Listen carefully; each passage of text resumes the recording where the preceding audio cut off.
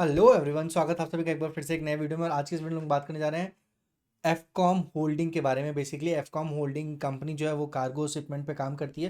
Cargo shipment का मतलब होता है कि जो कि एक बड़े पैकेजेस को मूव करती है एयरपोर्ट टू एयरपोर्ट। और ये बहुत ज़्यादा ज़रूरी है, किसी भी इंपोर्ट एक्सपोर्ट की चीज़ें हो जाए या किसी भी बड़े सेगमेंट को पहुंचाना हो, किसी भी क्रूड ऑयल के शिपमेंट को पहुंचाना हो, बहुत सारी चीज़ों में ये एग्रेसिवली काम करती है। और सबसे बड़ी बात हम आपको ये बता दें कि इंडिया में एक्सपोर्ट को लेकर गवर्नमेंट बहुत ज़्यादा बुलिश है। और ये जो सेक्टर है वो बहुत अच्छा परफॉर्म करने वाला है over the period of time. तो अगर इस आईपीओ में आपको अलॉटमेंट मिलता है तो इट्स गुड।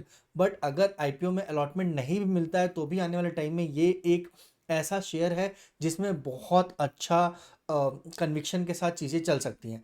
हालांकि देखिए, आईपीओ का जो अलॉटमेंट होता है ना, बहुत ज़्यादा मतलब चांसेस बहुत माइनर होते हैं और बहुत लक बेसिस पे होता है। तो आपको ले चलते हैं स्क्रीन पे। और तो यहाँ पे अगर स्क्रीन पे अगर आप देखेंगे ना, तो ये है एफकॉम होल्डिंग का आईपीओ। और इसकी जो सारी डिटेल्स है वो सारी चीज़ें एक एक करके हम आपको बताते हैं। सबसे पहले जो बिड डेट है ना, वो सिर्फ आज का ही है। और आई थिंक ये जो है मार्केट आवर्स में लाइक विद इन 1 आवर ये बिड क्लोज हो जाएगा। तो अगर बिड डेट देखें तो 2 अगस्त से लेके 6 अगस्त तक ये ओपन था। मिनिमम इन्वेस्टमेंट जो था 1,22,000 का था। लॉट साइज जो 1200 का आईपी प्राइस रेंज जो है 102 से 108 का है।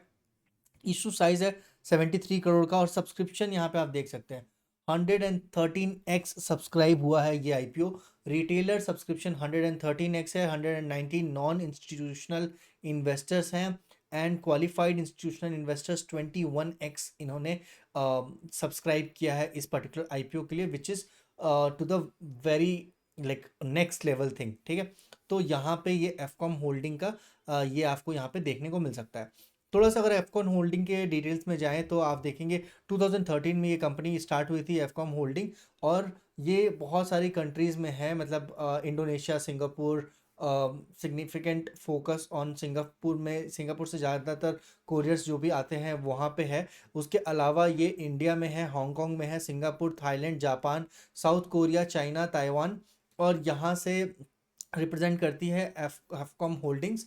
और अगर हम एफकॉम होल्डिंग के स्ट्रेंथ की बात करें तो Afcom holding is capable for managing like बहुत हाइजरियस, जो बहुत बड़े बड़े सेगमेंट के कोरियर्स होते हैं ना, वो ये लोग बहुत ईजिली तरीके से मैनेज कर सकते हैं।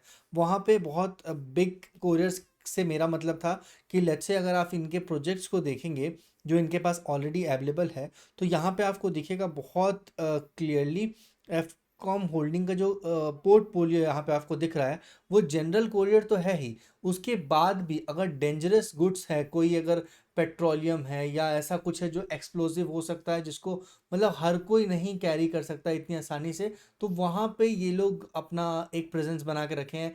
फ्लाइंग एक्सप्रेस है, फ्लाइंग फ्रेश है। फ्लाइंग फ्रेश का मतलब होता है कि जैसे कोई वेजिटेबल, कोई फ्रूट्स अगर हम लोग मान लीजिए कि विद इन 24 आवर्स में अगर हम लोग शिपमेंट पहुंचा नहीं देते हैं तो वो थोड़ा सा रिस्की हो जाता है। फार्मा में भी इनका अच्छा स्ट्रेंथ है। फ्लाइंग प्रायोरिटी में भी है, मतलब अब within 24 hour to 1 day और 2 डेज के अंदर ये बेसिकली मूव कर देते हैं। प्रोजेक्ट कार्गो है, बहुत सारे ह्यूज प्रोडक्ट्स है, हाई वैल्यू कार्गो है, मतलब गोल्ड में, सिल्वर में अगर किसी चीज़ का वैल्यूएशन बहुत ज़्यादा बड़ा है वहाँ से ये बहुत स्पेशलाइज्ड है। अगर कंपनी के सप्लाई चेन की बात करें तो कंपनी एक एसएमई अक्रॉस में एफएमसीजी के पास सप्लाई चेन है, इलेक्ट्रॉनिक्स है, लाइफस्टाइल है, रिटेल है, ऑटोमोबाइल्स है, मैन्युफैक्चरिंग है, ड्यूरेबिलिटी, बहुत सारी चीज़ों में कंपनी का सप्लाई चेन ऑलमोस्ट ऑलमोस्ट यहाँ पे बरकरार है। अब कंपनी के कुछ फाइनेंसेस के बारे में बात कर लेते हैं जो कि काफ़ी ज़्यादा ज़रूरी है। फाइनेंसेस की बात करें तो रेवेन्यू अगर आप यहाँ पे देखेंगे ना, तो रेवेन्यू कंटिन्यूसली ग्रो हो रहा है। यहाँ पे 13 करोड़ के आसपास का रेवेन्यू था 2021 में, जो कि 48 करोड़ हो गया है। और वहाँ से ये 84 करोड़ का रेवेन्यू हो गया है। एसेट की अगर हम लोग बात करें ना, एसेट की बात करें तो एसेट भी इंक्रीज हो रहा है 9 करोड़, 25 करोड़ और 82 करोड़ के आसपास। प्रॉफिटेबिलिटी जहाँ पे हम लोग देखेंगे 2021 में प्रॉफिटेबिलिटी -4 करोड़ था।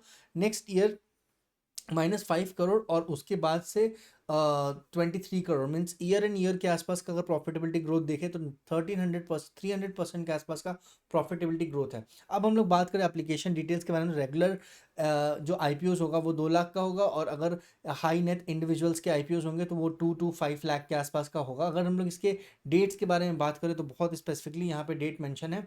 आईपीओ का स्टार्ट डेट है 2 अगस्त, और जो एंड डेट है वो 6 अगस्त है। बेसिस ऑफ अलॉटमेंट जो होगा वो 7 अगस्त को पता चल जाएगा, और इनिशियल रिफंड जो इनिशलाइज्ड हो जाएगा वो 8 अगस्त को हो जाएगा। Credit of share in the demat account वो भी 8 अगस्त को हो जाएगा। लिस्टिंग डेट जो होगी वो 9 अगस्त को होगी, और वहाँ से जो कट ऑफ डेट आपको देखने को मिलेगा वो फिर 5 आज के दिन तक अवेलेबल है, और ये 6 अगस्त का डेटा है। ये है एफकॉम होल्डिंग का आईपीओ। एफकॉम होल्डिंग एक्चुअली बहुत सही शेयर मुझे देखने को लग रहा है। तो अगर ग्रे मार्केट प्रीमियम की हम लोग बात करें ना, अभी फिलहाल ग्रे मार्केट प्रीमियम जो एट प्रेजेंट चल रहा है उसकी अगर हम लोग बात करें तो ये आप देख सकते हैं कि ग्रे मार्केट प्रीमियम 92% की लिस्टिंग गेन यहाँ पे दिखाई जा रही है, और ग्रे मार्केट प्रीमियम जो है वो 100 रुपीज़ के आसपास चल रहा है, जो कि एक्चुअली थोड़ा सा डिप है। 140 के आसपास ग्रे मार्केट प्रीमियम था, वहाँ से थोड़ा डिप बनाया है इस पर्टिकुलर शेयर ने, और उसके बाद इस शेयर का आप देख सकते हैं लिस्टिंग गेन जो है वो 92% के आसपास देखने को मिल रहा है। 208, 248, 43, 26, 200 एंड 108 के आसपास तो इसकी प्राइस थी ही। तो ये है एफकॉम होल्डिंग, और ऐसे और वीडियोस के लिए आप इस चैनल को सब्सक्राइब कर सकते हैं, बाकी लोगों के साथ शेयर कर सकते हैं। मिलते हैं किसी नए वीडियो में, तब तक के लिए stay tuned, take care, thank you so much guys. अगर आपको लगता है कोई भी सजेशन आपको ज़रूर छोड़ना चाहिए इस कमेंट सेक्शन में, तो आप बेफिक्र होकर सजेशंस अपने ड्रॉप कीजिए। हम डेफिनेटली उस म्यूचुअल फंड, ETF, शेयर्स के ऊपर बात करने की कोशिश करेंगे। Bye bye, take care, thank you so much.